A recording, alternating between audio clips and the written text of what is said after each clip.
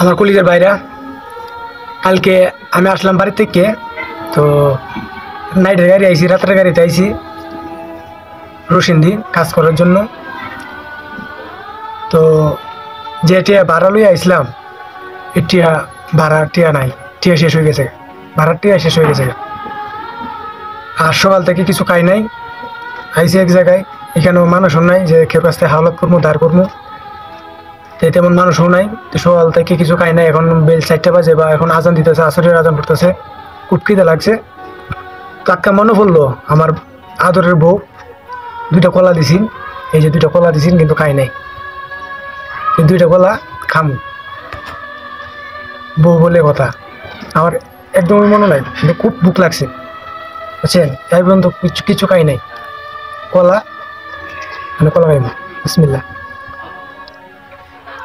এটা কি কলা জানি না, এই কলার নাম কি আমি জানি না,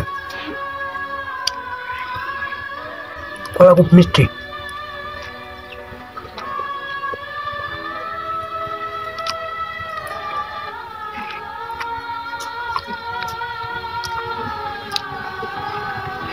এই লোক প্রবাস বুঝছেন, দেশ থেকে বিদেশে আইছি, এক দেশ থেকে মানে এক ডিস্ট্রিক্ট থেকে আরেক ডিস্ট্রিক্টে আইছি শুধু কাজ করার জন্য।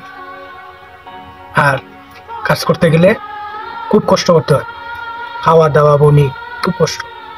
1000 টাকা লই আসলাম ভাড়া, গাড়ি ভাড়া 1000 টাকা কিছুই হয় নাই, শেষ হয়ে গেছে। তো বউ 2টো কলা দিছেন, এই 2টো কলাই আছে, সকাল থেকে কিছু খাই নাই, অনেক খিদার জ্বালা আর বাঁচতেছি না। একটা মনে হয়েছে যে বউ তো কলা দিছেন, 2টো কলা মানে খাইতেছে। তো কাম ব্যবস্থা হইব আশা করি,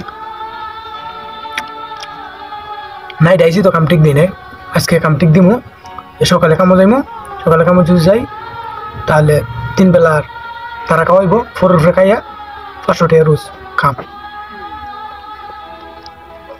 এই আর কি, আলহামদুলিল্লাহ।